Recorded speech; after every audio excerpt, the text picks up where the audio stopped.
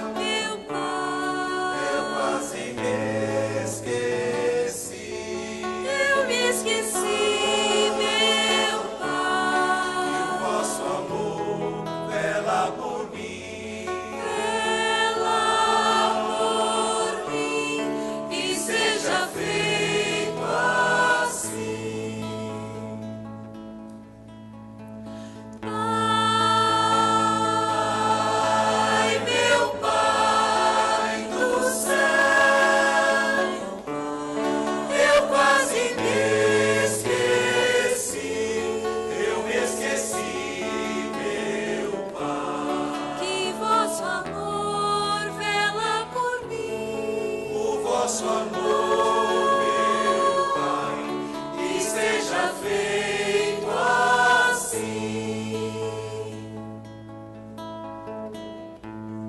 Não nos deixeis cair em tentação, mas nos livrai de todo mal.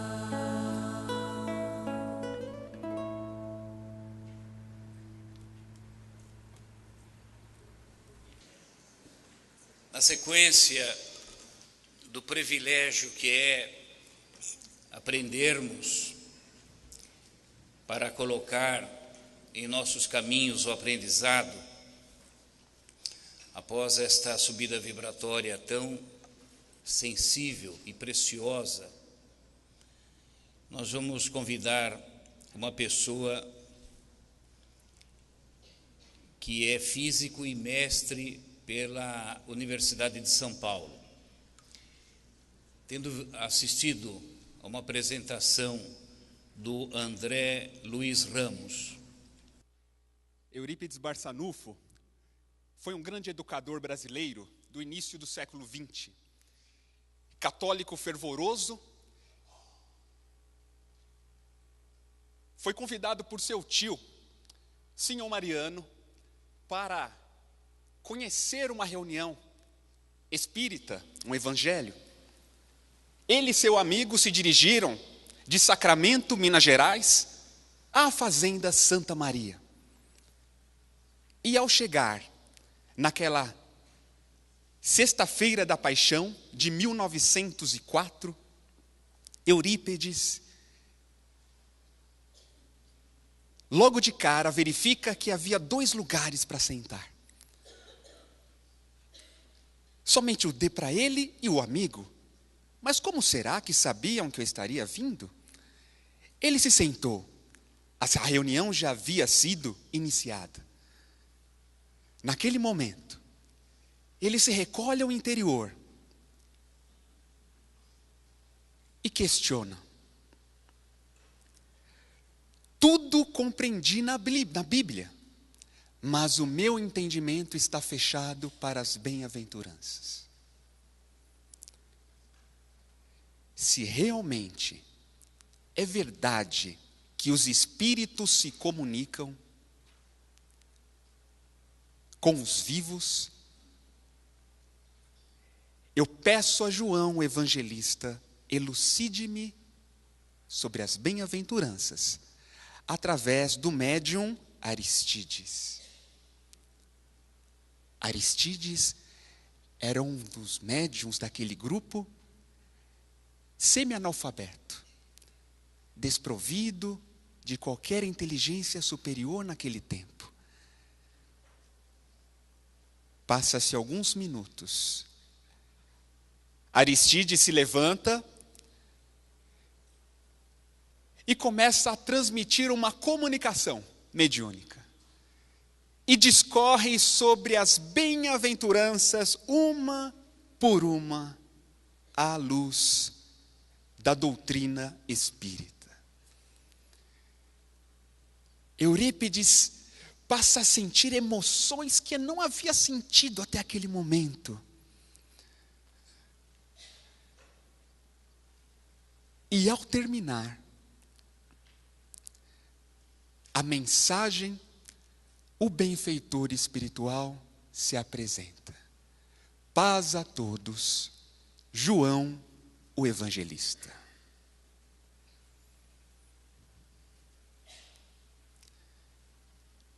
A partir daquele momento, Eurípides se depara com a verdade, que iluminaria ele e a todos nós para uma compreensão maior sobre as bem-aventuranças. Foi a estrada a caminho de Damasco para Eurípides. Um bom dia a todos.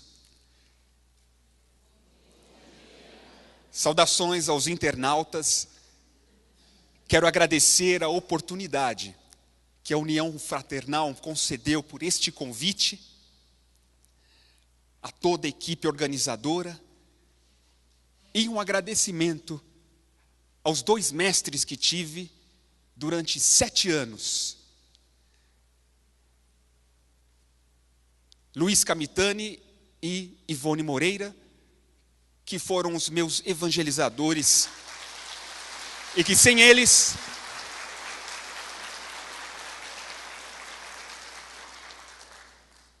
se não fossem eles na escola de aprendizes, talvez eu não estaria aqui nesse momento. Muito feliz em reencontrá-los depois de 12 anos e tantos outros amigos queridos. Jesus, mestre do amor, atendendo aos desígnios da grande falange de fraternidade universal, que comanda a educação e desenvolve os projetos educativos para não só o planeta Terra, mas tantos outros planetas de nossa galáxia. Ele recebe a incumbência, como médium, como um ser cósmico, de transmitir um código moral, algo simples, porém profundo, no sentido de se manter eterno para transformar o sentimento e educar a mente humana.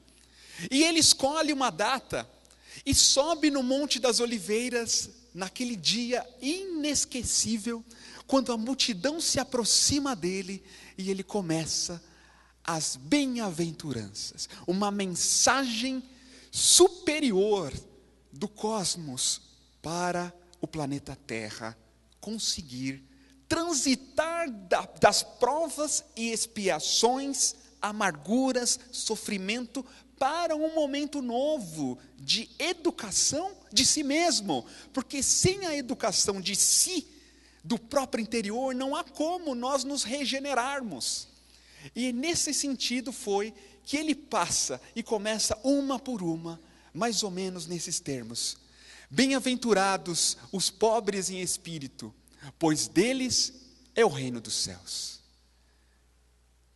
Convido a todos nesse momento a visualizarem Jesus naquele dia, sentirem a sua presença lá, porque muitos com certeza aqui estávamos. Bem-aventurados os aflitos, pois eles serão consolados. Bem-aventurados os mansos, pois eles herdarão a terra. Bem-aventurados os que têm fome e sede de justiça, pois eles serão saciados. Bem-aventurados os misericordiosos, pois terão misericórdia. Bem-aventurados os puros de coração, pois eles verão a Deus. Bem-aventurados os pacificadores, pois serão chamados filhos de Deus. Bem-aventurados os que sofrem perseguição por causa da justiça, pois grande é o teu galardão de alegria e alegria no reino dos céus. Vós sois a luz do mundo, vós sois o sal da terra. Não se pode esconder uma cidade situada no alto de um monte, nem mesmo esconder uma lâmpada, uma luz embaixo da mesa, mas sim sobre o candelabro, para que todos vejam a luz. Assim brilhe vossa luz diante dos homens, para que todos glorifiquem a Deus, nosso Pai, que está nos céus, de nós mesmos. E continua todo o tratado educativo para o planeta Terra. Um projeto de amor e que esta equipe maravilhosa nos mostra que a proposta educacional de Jesus tem como objetivo a felicidade. Só isso. Ou tudo isso. Se os ensinamentos das bem-aventuranças do Cristo, ou de qualquer outro grande avatar que passou por nós na Terra, Mahatma Gandhi, Buda, Krishna, profeta Muhammad, Masaharu Taniguchi e tantos outros companheiros que a partir deles surgiram demais religiões, e eles trazendo os ensinamentos morais para nos nortear. Se cada uma dessas leis morais não nos faz feliz, é porque nós necessitamos renovar o entendimento sobre ela. Ao renovar o entendimento, ela fatalmente nos transforma, nos pacifica. O foco da pedagogia do Cristo é a felicidade com base no amor, o amor que alimenta, e na esperança que nos direciona para a frente. Só que não basta isso. Ele disse: a cada um conforme as tuas obras. Construir o reino dos céus, aludido pelo Mestre, na nossa própria intimidade. Não tem outro caminho. E que reino é esse? Onde está escrita as leis de Deus? Na consciência, em nosso próprio interior. Então, só basta, se já está em mim, só basta eu acessar em meu interior esses códigos divinos, e isso tudo se fará novo. Sim, é esse o foco.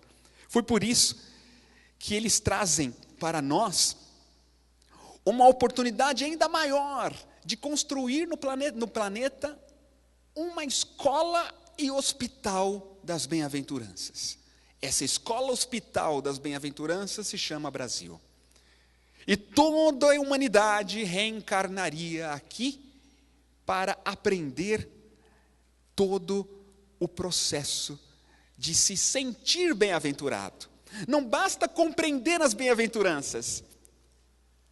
É importante sentir-se bem-aventurado durante as experiências da vida, sem reclamar, sem buscar culpa, ou sem terceirizar a responsabilidade de ser feliz, e que é nossa responsabilidade. Ninguém vai fazer por nós o que compete a cada um de nós fazermos. Por quem? Por nós mesmos, por amor. É por amor a si que se consegue transformar tudo aquilo que em nós é motivo de dor. Porque amando ao próximo como a si mesmo, da maneira que nós nos amamos, nós estaremos amando o outro. Da maneira que nós somos impacientes conosco, somos impacientes com o outro. Amados amigos, façamos as pazes conosco mesmos. Por que tantas culpas? Por que tantas penas? Por que tantos medos? Vamos nos despir de um perfeccionismo. Vamos nos despir de qualquer ilusão que não satisfaça a nossa felicidade verdadeira. E para construir esse homem novo, mulher nova, é que iremos raciocinar, refletir hoje sobre qual é a repercussão energética de vivenciar os ensinamentos do Cristo, ou os códigos morais da vida. De que maneira cada bem-aventurança atua nos chakras? De que forma as bem-aventuranças, paulatinamente cada uma delas, desenvolve em nós um potencial de virtudes, e que no momento que nós iluminamos nosso ser, as trevas, ou melhor, as sombras são iluminadas em nós mesmos. Brilhe vossa luz. O primeiro a se iluminar é a própria fonte dessa luminosidade. Então, como as bem-aventuranças interagem com cada um dos nossos canais energéticos, porque a vivenciar os ensinamentos do Cristo não é algo abstrato, é algo energético, puramente energético. E essa energia das bem-aventuranças que Jesus fez na sequência, e ao estudar um livro As Virtudes do Sermão da Montanha, de Sérgio Lopes, do Dr. Sérgio Lopes, psiquiatra da Associação Médico Espírita de Pelotas, Rio Grande do Sul, escreveu um livro sobre as bem-aventuranças e as virtudes. E a partir da inspiração do Sérgio, nós fomos compreendendo que a Jesus, quando coloca e fala as bem-aventuranças para nós, a sequência, ela corresponde de forma muito direta à sequência dos chakras. Do primeiro ao último. Considerando que existem várias literaturas sobre os chakras, aquela que satisfaz a existência de 8 campos, já trazidos pelos hindus, pela medicina chinesa, e também comentado, trazido por André Luiz, no livro Evolução em 2 Mundos, quando se refere aos centros de força. Precisamos pesquisar realmente se centro de força corresponde aos chakras. Se é sinônimo, mas que sim, os chakras estão totalmente envolvidos com os centros de força, centros vitais, melhor dizendo, que ele usa, centro vital, com sua repercussão na saúde física. Em sequência, começaremos com a primeira. Bem-aventurados os pobres de espírito, pois deles é o reino dos céus. Aqui, humildade.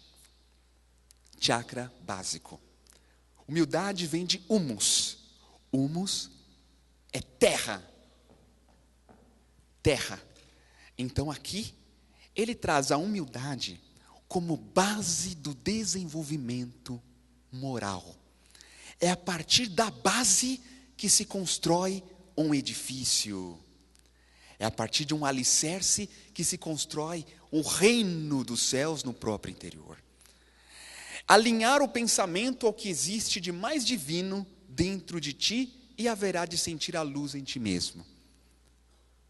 Eu, particularmente, sempre achei que a humildade fosse a última virtude a desenvolver. Agora eu vejo que sem a humildade, como desenvolver as demais? Porque a ausência de humildade em nós nos cristaliza nas ilusões. E envolvidos nas ilusões, nós nos enxergamos de maneira distorcida. Então, por quê? Porque na ilusão, nós nos sentimos ser maior do que somos. Nós nos valorizamos, não como filhos de Deus, mas nos envaidecemos a partir da hipertrofia do nosso próprio ego. O egoísmo funciona como um vírus, e a arrogância é a doença, que abre uma chaga na humanidade, mas também abre feridas em nós. Na prática, esse personalismo, o egoísmo, se manifesta como arrogância em 4 frentes. Quando se manifesta a partir da prepotência, estabelecemos um estado orgulhoso de ser. Na prepotência, nós nos manifestamos com vaidade. Então, na vaidade, eu posso.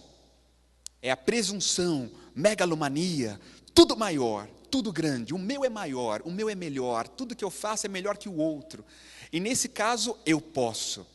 Nós tiramos o poder soberano do onipotente e trazemos para nós como se nós fôssemos os onipotentes. No caso, quando a nossa arrogância, que é a doença, desencadeada pelo vírus do egoísmo, quando a arrogância, conforme as nossas existências e repetições, nos manifestamos no campo da imprudência, nesse caso, nós temos manifestações de perfeccionismo e ansiedade. Aqui é o poder. O poder, eu quero. Quando a arrogância se expressa no campo da competição, as nossas atitudes são de disputa, onde surge inveja, comparação, e aqui eu sou o maior. São estados orgulhosos do nosso ser. são as enfermidades. Não vamos dizer que isto é defeito, porque Deus é perfeito. Como é que Ele criaria algo com defeito? Se Ele é perfeito. Ele é perfeito também na tua criação, e nós viemos dEle, só que Ele nos deu a oportunidade de desenvolver as potencialidades que Ele tem. Não é assim a fé? A consciência inata das potencialidades que trazemos dentro de nós. Então trazemos potencialidades latentes para sermos desenvolvidas, só que ao longo das diversas existências e encarnações, nós fomos repetindo padrões de comportamento, estabelecendo nosso campo mental, reflexos condicionados em nossa memória, agravando quadros de comportamento, e que fez com que hoje nos manifestássemos como estamos. Mas na prática, isso é uma enfermidade em nós, que há de ser cicatrizada e regenerada. Regenerar, não é para nós nos olharmos com um olhar de culpa e desamor, ou indignidade por cometer faltas. Na prática, somos necessitados desse medicamento, das bem-aventuranças, para renovar as ilusões que criamos, tal como esta da rigidez, que estabelecemos atitudes de intolerância, quando na nossa atitude de arrogar. Isso são ilusões que trazemos em nós, para serem amorosamente transformadas, renovadas. Como renovar isso? Esse estado de autoritarismo, que difere de autoridade, para a teimosia ou o eu controlo. Qual é o medicamento? Porque quem não se ama, não se aceita como é. Nós estamos nesse caminho de autoaceitarmos. Quem não se ama, por não se aceitar como é, veste uma máscara, seja o cargo da empresa, ou seja porque tem um cargo, entre aspas, no grupo espírita, e nos vestimos de cargos, ou nos vestimos de qualquer status social, para nos compararmos ou ser melhor que o outro, porque no fundo, nós não nos amamos. E aí precisamos mostrar ser algo diferente. A ilusão. O medicamento chama-se auto-amor. Foi este o caminho de Maria de Magdala. Foi este remédio bebido por Saulo de Tarso. Foi esse o medicamento de Francisco de Assis. Foi esse o medicamento de Mahatma Gandhi. Auto-amor. Por amor a si, eles faziam a caridade, porque sabia que a caridade era o meio deles se transformarem. Por amor a si, eles amavam o outro, porque identificava Deus no outro e em si mesmo, num relacionamento. É por amor a si que nós conseguimos identificar Deus e amar Deus em nosso interior e ao próximo como a nós mesmos. É o amor, fazer por nós.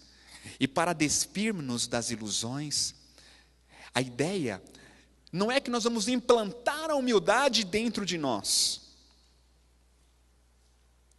O foco é que nós iremos nos despir das ilusões para que a humildade aflore naturalmente.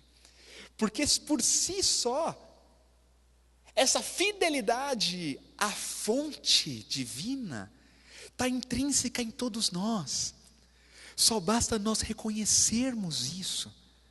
E para nos despirmos das ilusões, um exemplo dessa bem-aventurança foi quando os apóstolos do Cristo, na última ceia, estavam todos à mesa, sentados, discutindo entre si quem era o maior. Jesus se posicionou com João, evangelista, do outro lado, conversando. E os apóstolos começaram a gritar e brigar entre si. Eu sou o maior. Eu serei o maior quando o reino do céu se estabelecer na terra. Não, eu serei o maior. E aquilo ficou uma discussão acalorada. Até que Jesus, vestindo-se à moda dos escravos da época, se dirigiu a eles com uma água perfumada e começou a lavar os pés, um por um, dos seus apóstolos, discípulos. E ao lavar, quando ele chega nos pés de Pedro, diante do espanto de todo mundo, Pedro tira os pés. Mestre, não vou permitir que o Senhor lave meus pés. E lançou um olhar de reprovação para os companheiros. Pedro, permita que eu lave os teus pés. Jamais faça-se maior ou melhor que os seus companheiros. Permita, Pedro, que eu lave os seus pés, para que tu faças parte comigo. E Pedro disse: Mestre, então não me lave só os pés, mas me lave o corpo inteiro.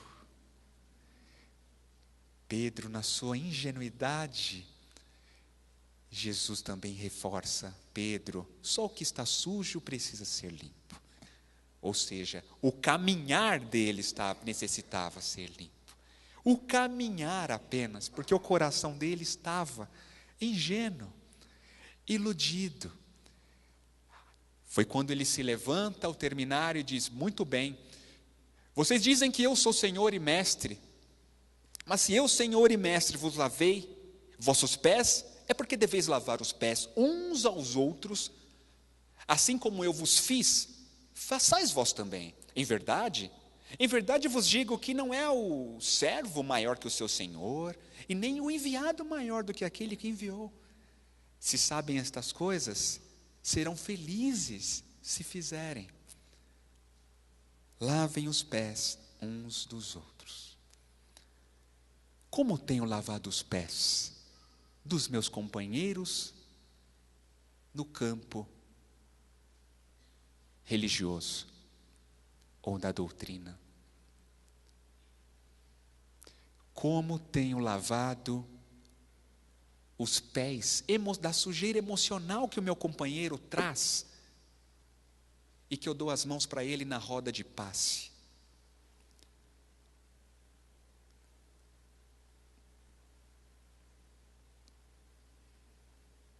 Que sentimentos me impedem de amar o meu próximo? Na prática, amigos,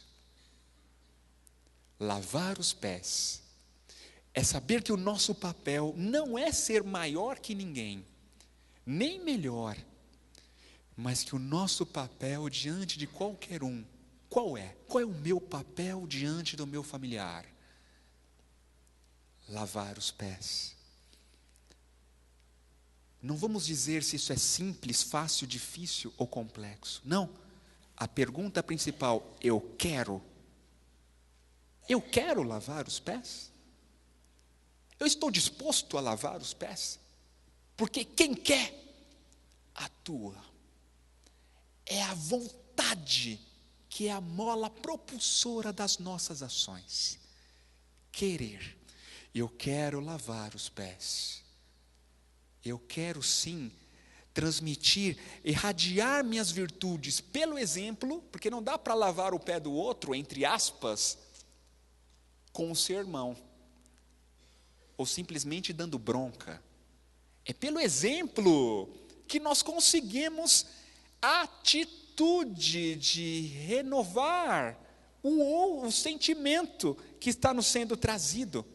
Um outro exemplo fantástico dessas bem-aventuranças, relacionado à humildade, foi esse de Adolfo Bezerra de Menezes Cavalcante.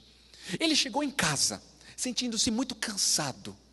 Final do século XIX, Rio de Janeiro, ele chega cansado, já início da noite, com os pés doendo.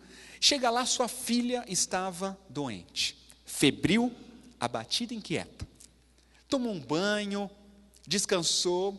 Quando ele relaxou no sofá, colocou os pés esticados lá para descansar, bate na porta.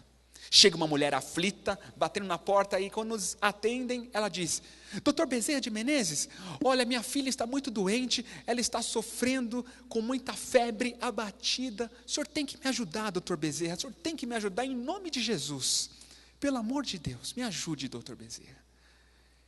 Dr. Bezerra se comoveu, ficou bem comovido, pensou na filha doente no quarto. A esposa de Bezerra olhou para ele com aquela cara: você não vai. Aquela cara que as esposas sabem como olham para os maridos, e o marido obedece, né? Mas o Bezerra de Menezes, na hora, ficou em dúvida. E ele reflete: poxa, aquela irmã está aflita, doente, o que eu faço agora? O que eu faço?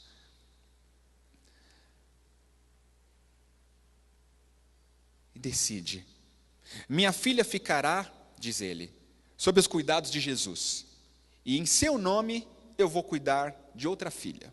Até já. Pegou a mala e saiu. E segue. Sobe morro, desce morro. Rio de Janeiro, naquele tempo, subiu morro e desceu morro, andou tanto, chegou no lar, na casa pequena da moça. A menina estava lá, medicou a menina,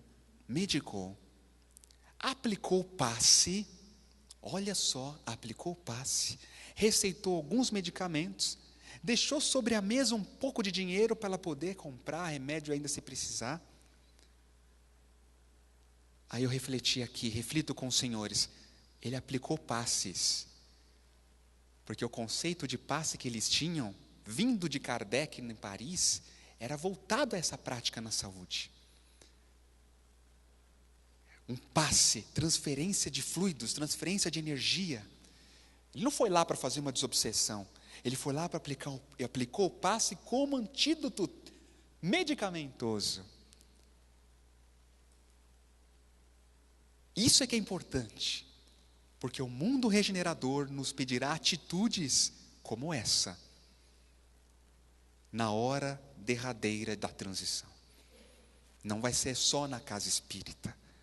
Aqui a gente mostra que não é proibido, ele mostra um conceito de passe que nós necessitamos desenvolver na simplicidade do coração, conforme a nossa capacidade e conhecimento, estudo. Simplesmente aplicou, transferiu vibrações energéticas e foi embora. A mãe agradeceu: vá com Deus, Dr. Bezerra, e quando o senhor chegar, que a sua filha esteja ótima.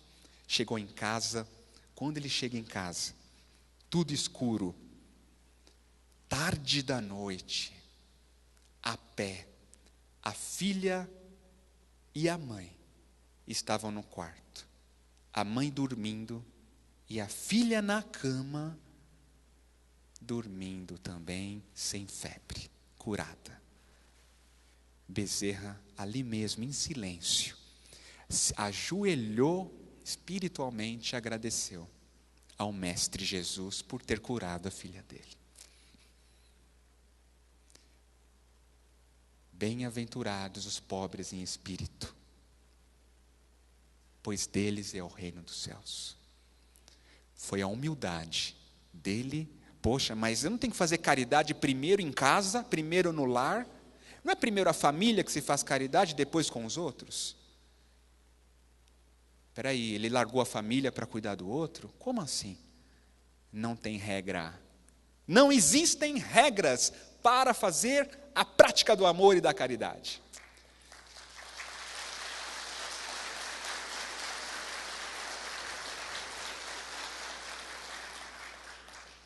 A regra de conduta vem da consciência reta, de quem assume o compromisso de servir o Cristo. Mas foi a fé dele, a fé que permitiu que ele saísse. Deixou o mestre, fica em tuas mãos. Ele sentiu que naquele momento era essa atitude que ele devia tomar. Também não é uma regra, achar que é uma regra, vou largar minha família para viver uma vida só no centro espírita. Também não é isso. Mas é nós termos sim essa consciência do ser. Bezerra acionou a consciência em si mesmo, tema do nosso encontro. É na hora H de agir, nós acessarmos Deus internamente. Onde está o reino de Deus? que Jesus nos ensinou dentro de nós. Como acesso ele? Refletindo, orando para acessá-lo e sentir a resposta que a nossa consciência transmite. Ao invés de seguir a regra de fora para dentro, é seguir a lei de dentro para fora. E assim a gente passa para o outro nível. A base é a humildade, mas na sequência, bem-aventurados os aflitos, porque eles serão consolados. Resignação é a força criadora da mudança. Aqui associado ao chakra umbilical ou genésico. E como exemplo para esse centro de força, ou chakra, a energia desse chakra genésico é energia criadora. A energia sexual é uma energia criadora. Ela pode canalizar para gerar vida no ventre da mãe, ou canalizada para a criação mental. Então é uma energia criadora.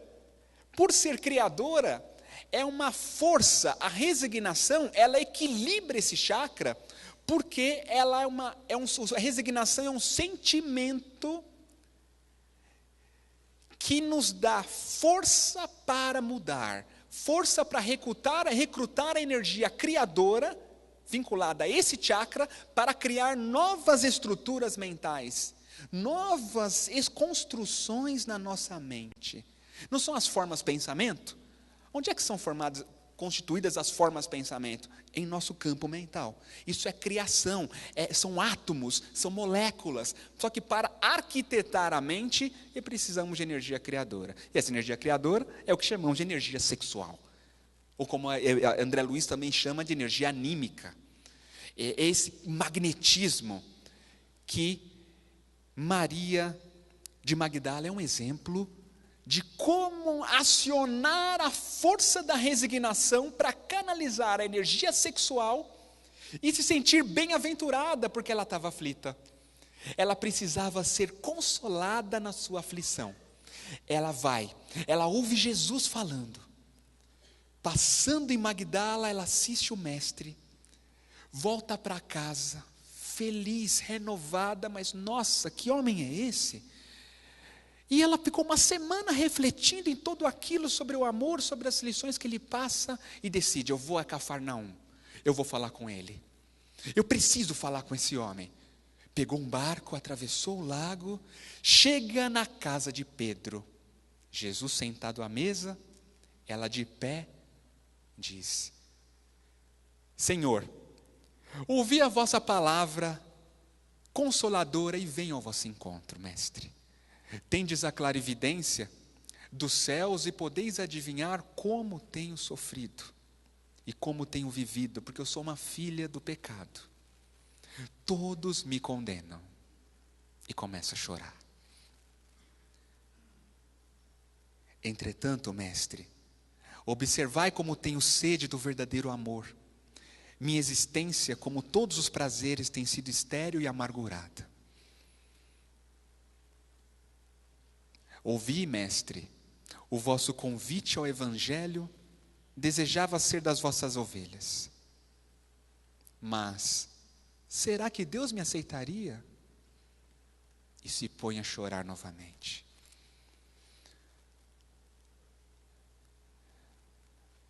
Vamos trazer uma parte da resposta de Jesus no livro Boa Nova, de Humberto de Campos. O amor sincero não exige satisfações passageiras que se extinguem no mundo com a primeira ilusão. Trabalha sempre, sem amargura e sem ambição, com os júbilos do sacrifício. Só o amor que renuncia sabe caminhar para a vida suprema.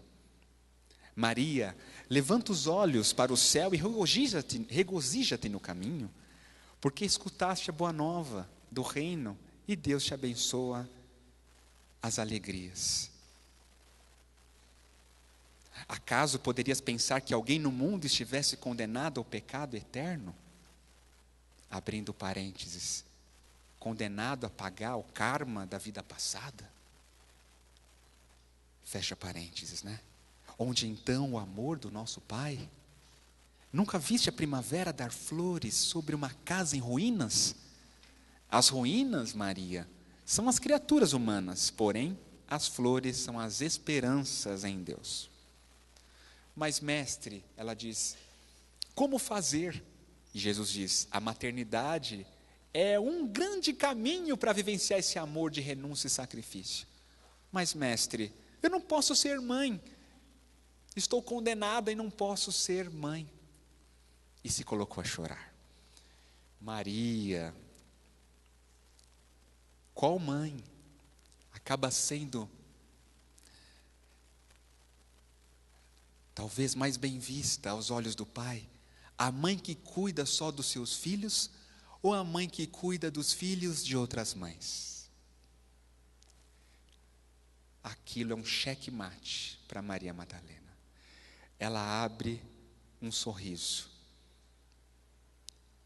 e diz, Senhor, doravante renunciarei a todos os prazeres transitórios do mundo para adquirir o amor celestial que me ensinaste. Acolherei como filhas as minhas irmãs no sofrimento. Procurarei os infortunados para aliviar-lhes as feridas do coração. Estarei com aleijados e leprosos. E assume ali o seu compromisso. Assume a sua medicação para se curar. Transitando da sensação para os sentimentos. Porque o homem no início tem apenas instintos, mais avançado e corrompido tem sensações. Mais instruído e purificado tem sentimentos, e foi o que Maria Madalena escolheu. Ela transitou da sensação para o sentimento a partir dessa decisão. Eu vou fazer por mim. Olha que coragem essa mulher tinha. Uma mulher de coragem, de se assumir e ir para frente, caminhar. Ela foi. E após o desencarne de Jesus, para quem foi que ele aparece primeiro? Para Maria Madalena. Porque ninguém havia feito até aquele momento um esforço tão grande de se conhecer, de se amar, de se assumir e falar, agora eu vou. Ela decidiu, ela foi firme. Com quem? Com ela mesma e fez. Dedicou-se para cuidar dos leprosos no Vale dos Imundos. E durante tantos anos, naquele cuidado das feridas do outro, ela curava as feridas da própria alma, porque ela sofreu muito, por isso também ela chegou onde tinha chegado. Curou-se e disse, e numa das tardes de evangelho no Vale dos Imundos, que era chamado na época, ela se percebe contraída da lepra, da hanseníase. E naquela tarde ela diz, nós leprosos, e ela se coloca como eles. Desencarna, levada a Nazaré aos braços de Maria, e encontra Jesus. Maria, ele diz, agora sim, passaste pela porta estreita. Esta é a porta estreita, amados amigos. É a porta estreita, filha, da resignação. É resignarmos-nos, nos consolar, de que maneira? Trabalhando. Foi a forma que ela se consolou. Não ficou esperando passarem a mão na cabeça. Não se fez de coitadinha. Pelo contrário. Maria Madalena se consolou, se resignou de maneira ativa, trabalhando por quem? Por ela e pelo outro. Com isso nós passamos para a vivência, e que aqui, tanto que ela mudou, reconheceu que ela foi na frente de todo mundo, naquela festa onde estavam os doutores da lei, e lavou os pés de Jesus, com a água perfumada, com suas lágrimas, e enxugou com seus cabelos. Olha que coragem! Na frente de todo mundo, E muitos de nós sentimos vergonha de dizer que é espírita. Ela foi lá, reconhecendo, olha a humildade que ela tinha, e da humildade ela subiu para a resignação. E foi, e diante do espanto de todos, ela reconhece. Quem de nós temos coragem de ajoelhar diante dos pés do Cristo, reconhecer nele a nossa oportunidade, a sua forma de agradecer e de se reabastecer na energia dele? Isso devemos fazer todos os dias, como ela fez. Porque sem ele, sem esse ensinamento trazido para dentro, não tem como nós, mulheres, nós homens, dar novos passos. Esta é a força das bem-aventuranças, a força da resignação, equilibrando o chakra genésico de Maria Madalena, o chakra cardíaco. É uma reativação de chakra na vivência constante. Mas, para nós, que nos sentimos muitas vezes doutores da lei, estudiosos dos outros tempos, bispos e talvez padres de outros tempos também, pode ser difícil ter essa atitude. Mas esse é um convite para mim hoje feito, e convite para todos os senhores, lavarmos sim os pés do Mestre, porque assim nós vamos conseguir nos libertar das ilusões como ela se libertou.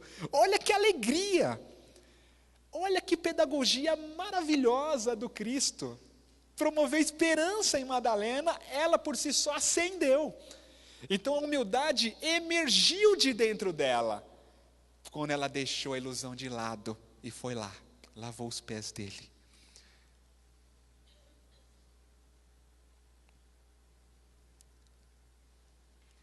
A próxima, bem-aventurados os mansos, porque eles herdarão a terra. É a mansuetude, é aquilo de nós guardarmos a nossa espada. Quando guardamos nossa espada, nos desarmamos das agressões, nós reconhecemos que nada temos a perder perante a hegemonia do grande, amado Pai Celestial. Ou seja, Ele nos provê e sustenta a alma. Mansuetude é força da harmonia, é a força da harmonia. E para exemplificar a mansuetude, pensando no chakra esplênico, na hipótese que estamos trazendo,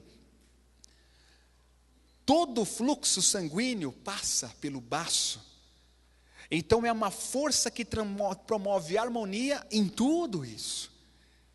Ela previne obsessões espirituais severas de vampirismo, porque o sentimento de mansuetude é um tipo de imantação que nos protege, nos autoprotege de obsessões complexas. Por quê? Porque na mansuetude não somos violentos. Na mansuetude nós não perdemos o controle. Na mansuetude nós vamos sentir isso, que Jesus sentiu na frente de Pilatos, o Pôncio Pilatos, senador, questionado, já Jesus preso, amarrado, ele questiona: tu és o rei dos judeus? Tu dizes isso de ti mesmo? Ou disseram outros de mim? Responde o mestre. Porventura sou eu judeu? A tua nação e os principais, os sacerdotes, entregaram-te a mim. Então, que fizeste? O meu reino não é deste mundo. Se o meu reino fosse desse mundo, pelejariam os meus servos para que eu não fosse entregue aos judeus. Mas agora, o meu reino não é daqui. E Pilatos diz: então, tu és rei. Tu dizes que sou rei, e para isso nasci. E para isso vim ao mundo, a fim de dar testemunho da verdade. Todo aquele que é da verdade ouve a minha voz. E Pilatos questiona: que é a verdade?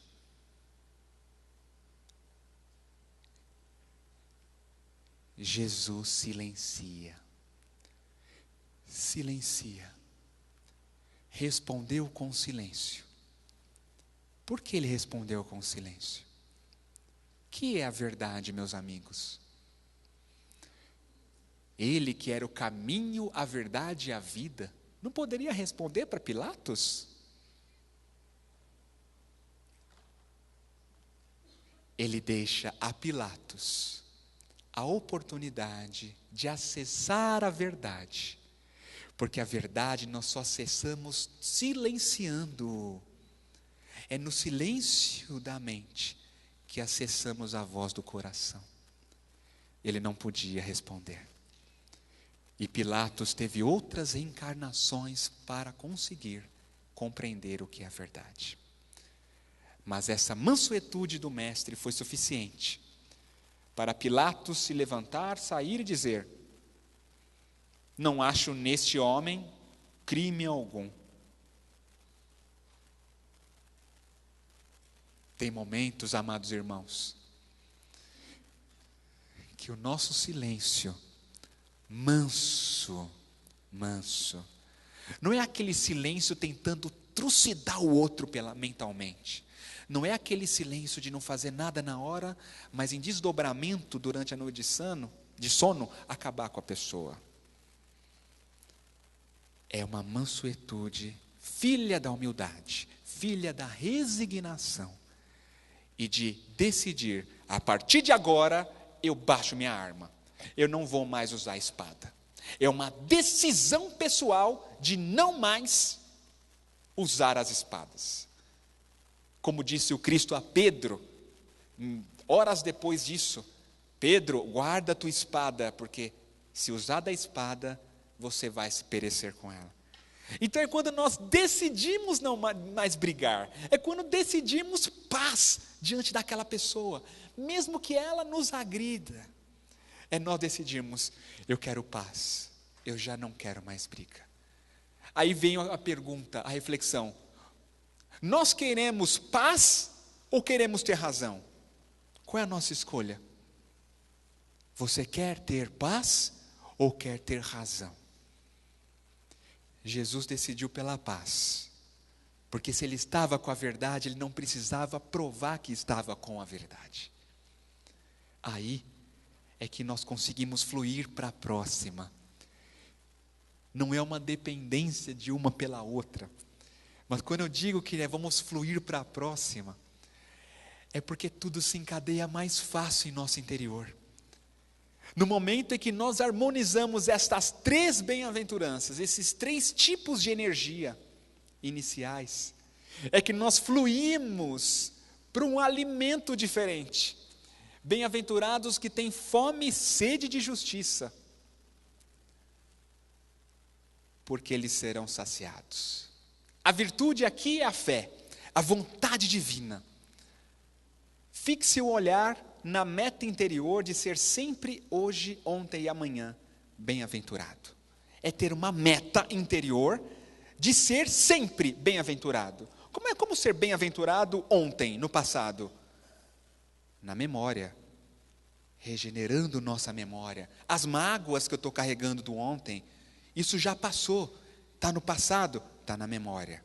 É ser bem-aventurado na memória consigo mesmo. Ser bem-aventurado no presente, no futuro. Aqui, a pergunta: o que é ter fome e sede de justiça? O que é ter fome e sede de justiça? Primeiro que ter fome e sede de justiça, como ocorreu naquele episódio, que os homens com as pedras nas mãos para apedrejar a mulher, insistem para que ele diga, e ele fala: aquele dentre vós estiver sem pecado, que atire a primeira pedra. Momento de refletir. Os homens largam as pedras nas mãos e saem, como conhecemos. Mulher, onde estão os vossos juízes? Se foram, eu também não te condeno, mas vá e não peques mais. Então, fome e sede de justiça é uma fome filha da fé, filha de uma fé que acolhe e que ampara. Esta fé, esta força é base da regeneração. Ela é base até de construção do mundo regenerador, porque é quando pela fé, pela força inteligente de compreender as leis divinas e vivê-las, vivenciá-las, nessa fé, com obras, vivenciamos a verdadeira justiça, unindo ciência e espiritualidade. Essa bem-aventurança, ela nos convida a unir ciência e espiritualidade, para vivenciarmos esse amor compreendido e sentido. Primeira revelação aprendemos na doutrina espírita, que foi Moisés. A segunda, ensinamentos de Jesus e Ele mesmo. A terceira, o Consolador prometido. Qual é a quarta? No mesmo capítulo que nós estudamos no Evangelho segundo o Espiritismo, o primeiro, não vim destruir a lei, qual é a quarta? Aliança entre ciência e religião. Quarto passo. Embora ele não coloque o número 4, ou quarta revelação, mas Kardec foi muito inteligente, muito bem inspirado quando coloca aliança entre ciência e religião. Naquele tempo não se usava o termo espiritualidade. Então está mesmo no próprio Evangelho, esse é o quarto. Por isso que a ciência deve vir a ser trazida para a religião e a conexão há de ser feita agora. A fé do Cristo, o nome de cada habitante da terra repousa na mesa de Jesus. Então por que ter medo? Todos estamos dentro do planejamento educativo que Ele tem para nós. A fé do cristão, nas arenas do Coliseu, quando eles iam cantando, testemunhar. Hoje o nosso testemunho não é diferente. Esta é uma construção do discípulo. Esta é a construção dos apóstolos da nova era. Agora no Brasil, para acionarmos o chakra cardíaco por meio de bem-aventurados os misericordiosos, porque encontrarão misericórdia. Aqui é a força de transmutação, vem desse chakra. A energia do perdão, da misericórdia, é uma energia que transforma todo o nosso campo espiritual. Porque o sentimento funciona como um canal de nossas percepções sobre o meio. No início tínhamos instinto, então você, por exemplo, se a gente encosta na panela quente, automaticamente já tiramos, é o arco reflexo, o instinto. Temos sensações de quente ou frio. Mas e o sentimento? É algo mais profundo, também é um tipo de percepção da alma. E são vários canais. O canal da percepção da fé, canal de percepção do amor, são os vários canais. Então, nesse caso, o que acontece? Nosso corpo mental irradia ondas mentais, sejam elas de frequências maiores ou as ondas longas. Mas o nosso campo emocional se manifesta no cardíaco. Então nós expressamos ondas mentais, mas também um fluxo de carga emocional ou cargas de sentimentos. Isso é o que chamamos de emotividade. São canais de percepção. Então o mental e o cardíaco trabalham em conjunto, tanto para emitir quanto para receber ao redor. Quando estamos na misericórdia, no auto perdão, quando refletimos no ensinamento do Cristo, a nossa mente filtra as energias menos felizes e tudo flui melhor.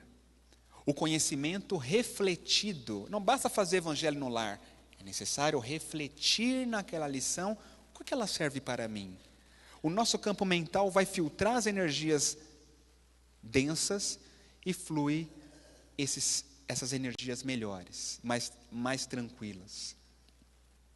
Isso atua em nossa memória de outras vidas, porque a nossa personalidade atual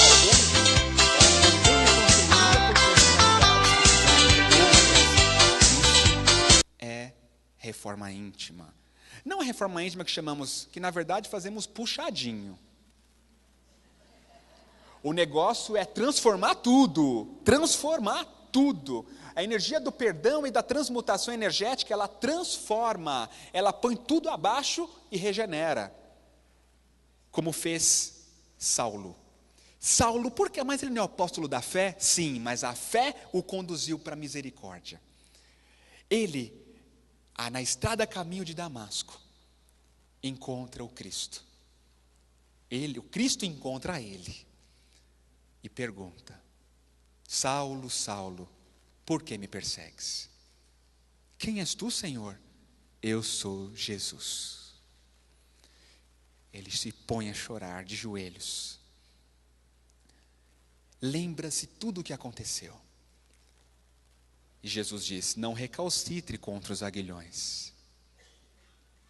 E Saulo, após examinar sua consciência, ele diz: Senhor, que queres que eu faça? Que queres que eu faça? Foi o que Saulo aplicou. Dali para frente, fé, auto-perdão e trabalho. É a receita medicamentosa para nós.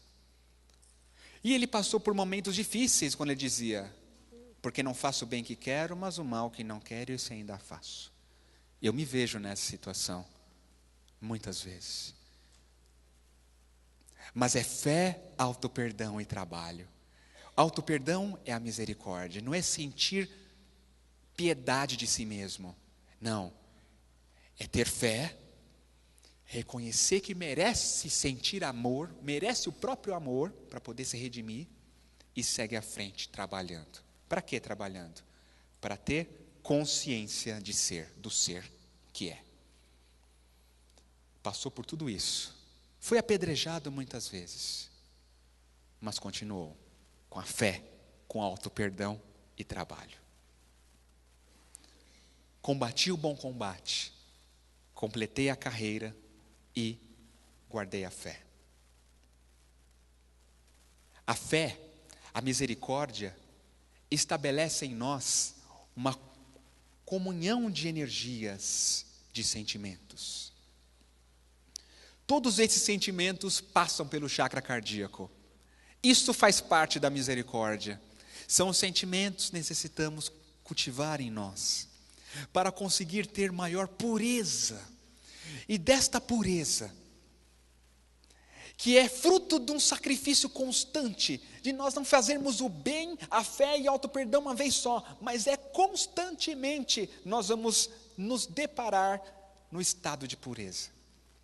E nessa pureza e nessa autodisciplina, é que lembramos desse homem, que teve um dia na FESP, na Federação Espírita de São Paulo, à noite, terminaram os trabalhos mediúnicos, descendo as escadarias, chega um homem: preciso de ajuda, amigos, pelo amor de Deus, preciso de ajuda. Já estavam para ir embora os médiuns. E ele diz: médiuns, abram a sala de volta e vamos atendê-lo. Mas comandante, o senhor não fala que a gente tem que ter disciplina, sempre disciplina? Como assim? Nós já encerramos os trabalhos, é tarde da noite, precisamos ir embora. E Edgar responde: disciplina é imprescindível, mas o amor é fundamental. Ele sobe, abram os trabalhos novamente e atende. E atendeu. O amor fundamental. que nos faz sermos mais bons pacificadores e colocarmos Deus em ação. Bem-aventurados os pacificadores. Existem inúmeros exemplos, mas nós passaremos outros a partir da última bem-aventurança que une os bem-aventurados pacificadores, que é a bem-aventurados que sofrem perseguição por causa da justiça, porque deles é o reino dos céus. É a caridade. É quando o chakra frontal se une ao coronário. Porque pacificar é nós colocarmos a mente em paz. Mas isso se manifesta na ação dessa paz, desse amor, como fez Jesus com Pedro. E é aqui onde encerramos nosso estudo por hoje. E quando Pedro já sabia que iria negar o Cristo, quando Jesus sabia que ele iria negar 3 vezes, após Pedro passar por essa experiência, Pedro ficou muito triste, muito arrependido por ter negado o Mestre. Então, ao encontrar o Cristo em espírito, ele pergunta para Pedro após a pescaria: Pedro, tu me amas? Sim, mestre, tu sabes que eu te amo. Então apacenta minhas ovelhas. Pedro, tu me amas? Sim, mestre, então apacenta o meu rebanho.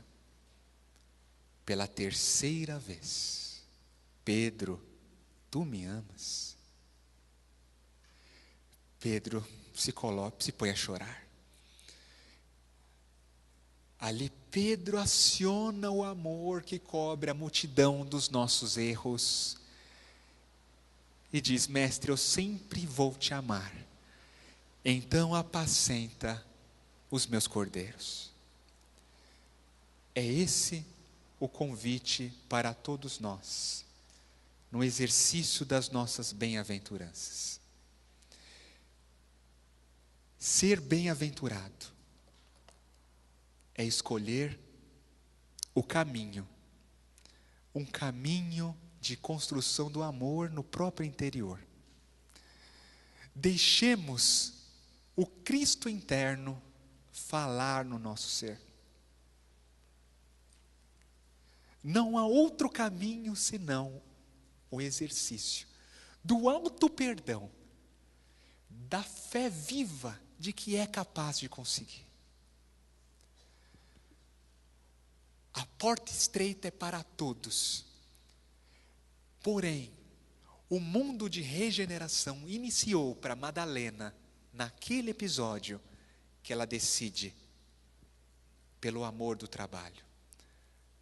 O mundo regenerador iniciou para Saulo quando ele decide propagar os ensinamentos do Cristo para os gentios. Esse mesmo mundo regenerador iniciou para todos os primeiros cristãos, quando decidiram ser feliz. Ser feliz é uma escolha, é uma decisão de construir pela caridade no lar, no trabalho, na rua, consigo mesmo, um compromisso, mais do que com Jesus, mas com Deus no próprio interior. Se precisamos perdoar, vamos dar o abraço. Se necessitamos sermos amados, vamos amar. Se necessitamos mudar a nossa vida, comecemos pela mudança, pela renovação dentro de nós. E na dúvida, não esqueçamos